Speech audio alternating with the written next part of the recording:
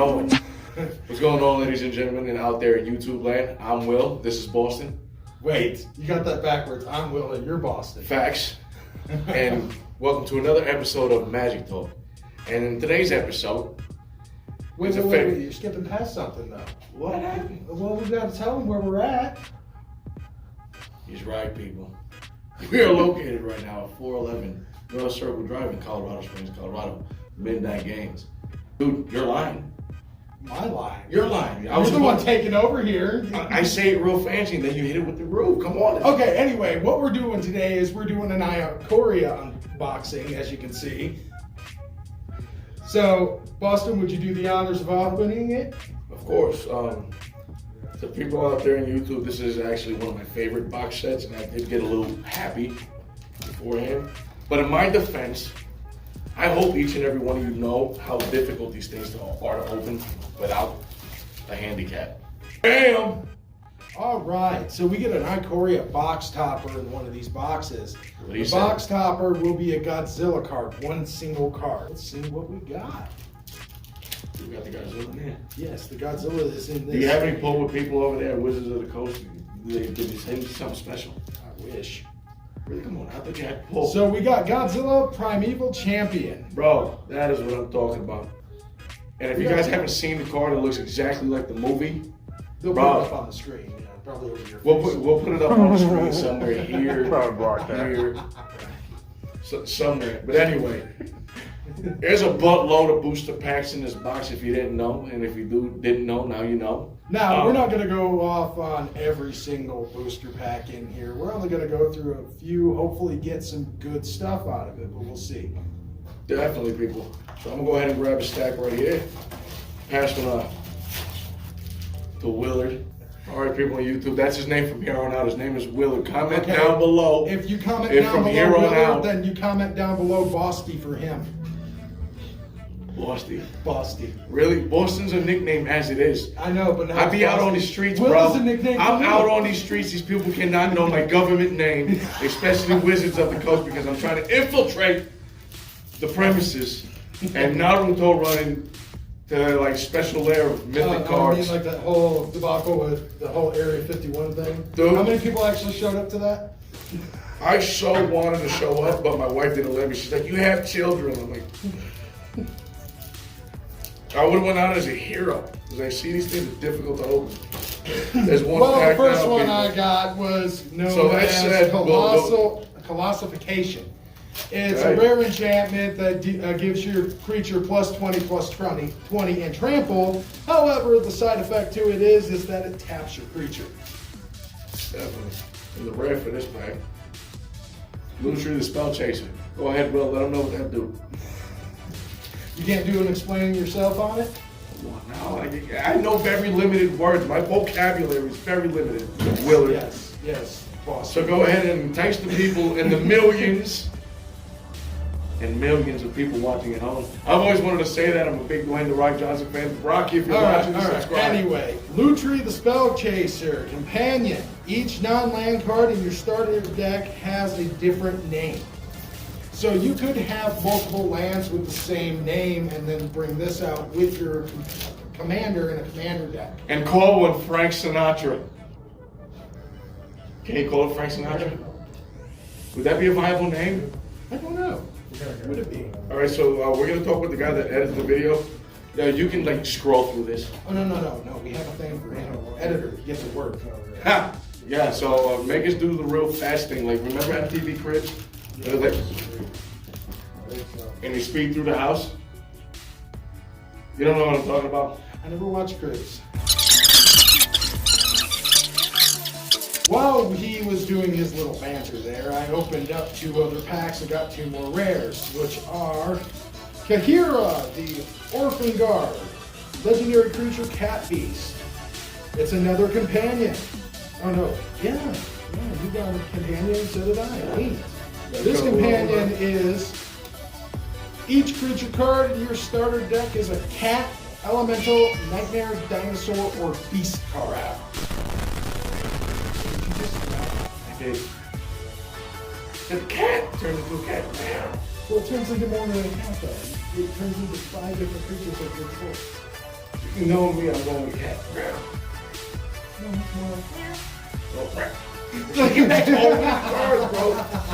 We're not Steve Irwin. We're not supposed to be talking about The animals. other That's gimmick rare I got was a infringement, bro. white card. It is also a creature, a human wizard. Your opponent can't cast spells anywhere other than their hands. Oh, wow. Well, So no more casting a spell from your graveyard or anything like that. It's only due people to the get hand. away with all the time. You know, so people, when that card comes into play, we get into a situation where I like to call it's called a pickle.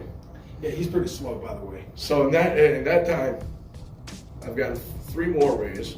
I also got 2 more in one pack, so. So one of them is Skycat Sovereign. He is a flying 1/1 creature. Whenever Skycat Sovereign gets a 1/1 for each other creature you control.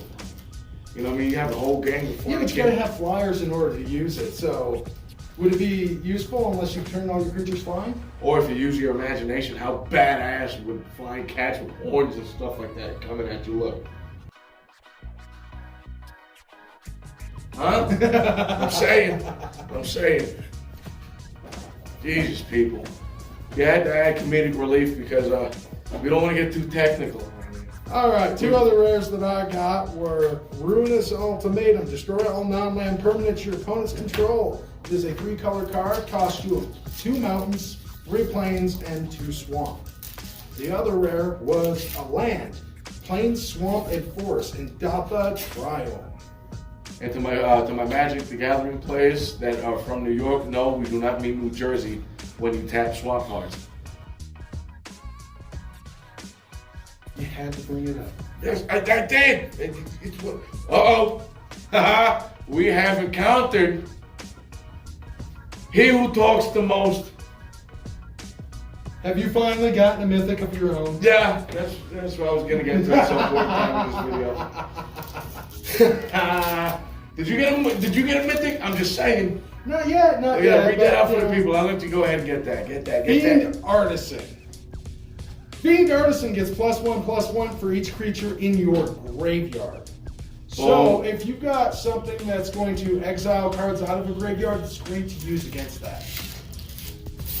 And it is green or black, so you can use it in either or. No, you don't. I wanted to sound informative too, bro.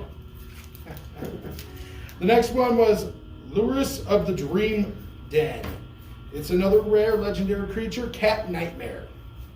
It's a new companion. Each permanent card in your starter deck has converted mana cost 2 or less. So pretty much everything comes out with mana cost 2 or less. So even though like Emerald? Yes. It would only cost 2 to bring out the stat as long as that's But remember, Emrakul is banned from Commander. Well, at least the one you're talking about. That's why I don't play Commander, people. I don't like to be commanded in. Okay, and another rare I got was Song of Creation. Song of Creation! Enchantment. You may play an additional land on each of your turns. Whenever you cast a spell, draw 2 cards. And then finally, at the beginning of your end step, discard your hand. Well, granted, I didn't get a rare or mythic in this pack, but You to should. illustrate, Don't you lie. It's uncommon.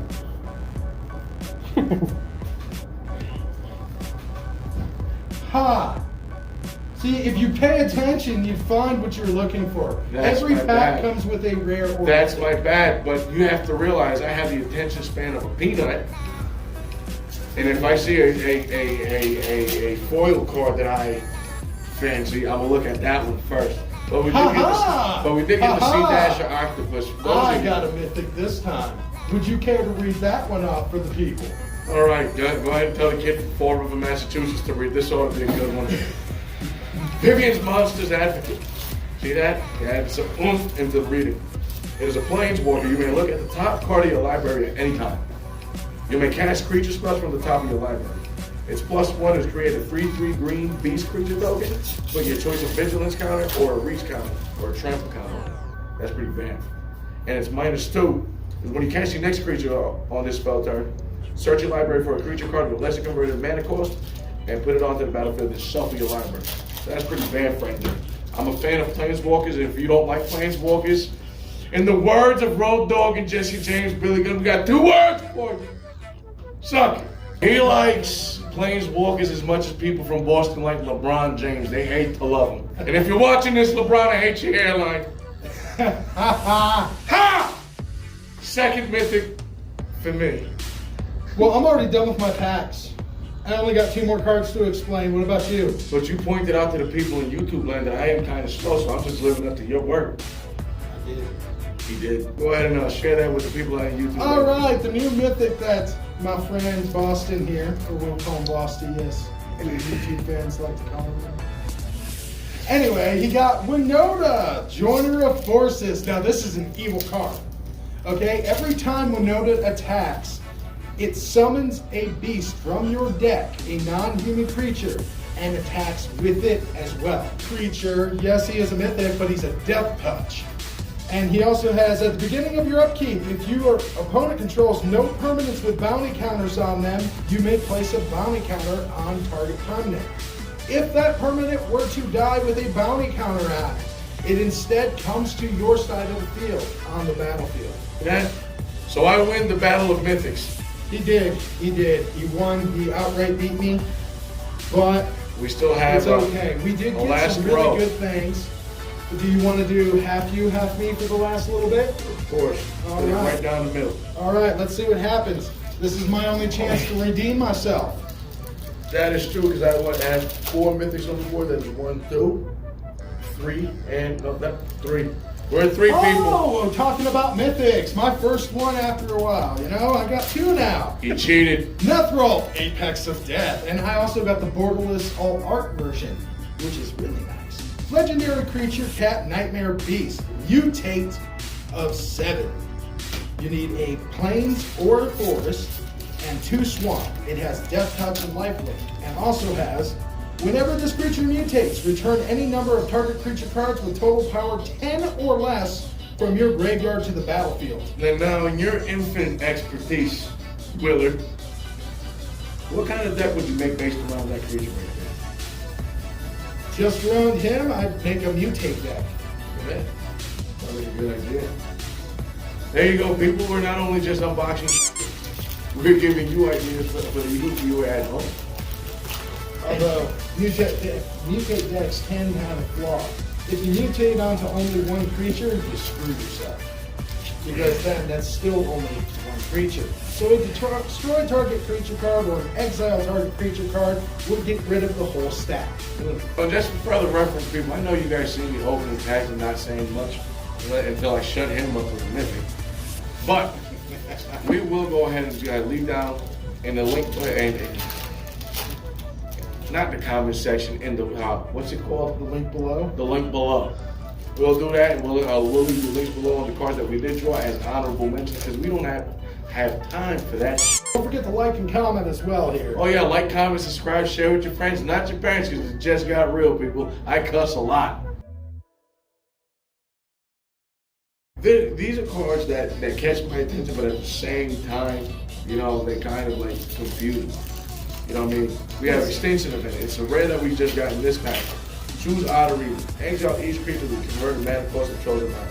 So what that means is, you know how each mana cost is either the cost of plains, island, swamp, or Correct. mountain, right? And then you have a mana cost as well that is a number. Mm-hmm. You count the total number between the mana cost that costs the specific lands and the mana cost that's numbered. Yeah, If it's an even, that's what the even is. If it's odd, that's what the odd means. Definitely. So if it ends in an even, all those creatures I know are what even even dead, is. and all So- those ones So are that would be dead, you use that choosing the instead. opponent's numbers. Yes. The opponent's creatures, correct? Right. So basically, you're looking at what their, you know, most common mana cost conversion is between even and odd to use that card. Definitely. So, Hey, we got a borderless triome land. Savai Triome. It's a mountain, plains, and swamp.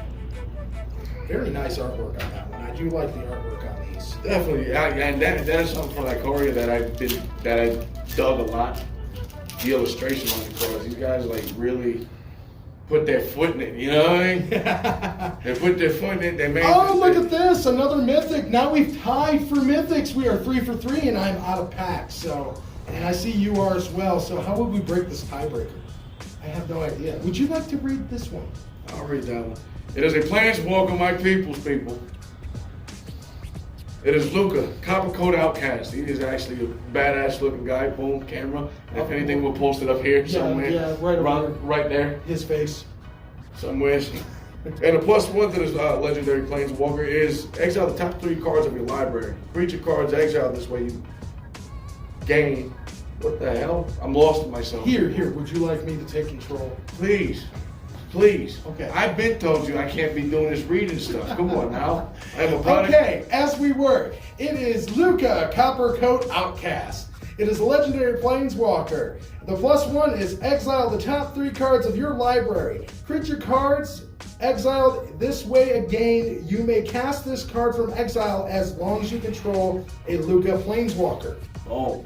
So it doesn't matter if it's this Luca still on the field or if it's another Luca. There are several different planeswalker of the same planeswalker. There's the -2. They're doppelgangers, people. They're doppelgangers. The -2. Exile target creature you control. Then reveal cards from the top of your library until you reveal a creature card with higher converted mana cost. Put that creature onto the battlefield and the rest on the bottom of your library in a random order. Which random order means just take all the cards you grabbed, shuffle them together, and then throw them on the bottom of the deck. And if you want to be courteous enough, you let your opponent cut the deck, how you doing? So if your opponent's stupid, have him cut your deck. The -7. He's not cheating if he's a moron, right? The -7 is each creature you control deals damage equal to its power to each opponent. So basically, all your creatures become unblockable for 1 turn. Boom. Can't block this ish, people. We're coming at you like Macho Man with the elbow drop. Ooh, so we'll let you decide in the comments below on who won the tiebreaker. Me Definitely. or Bossy. Are we really going with Bossy, dude? Yeah, don't forget to check out the Facebook page of Midnight Games LLC, and we'll see you guys next week. Oh yeah, before we go ahead and cut off, remember always, for your magic and retro gaming needs, visit 411 North Circle Drive. We are here for you to serve you and give you what you need at Magic Midnight Game. Get off me! Don't forget my lines!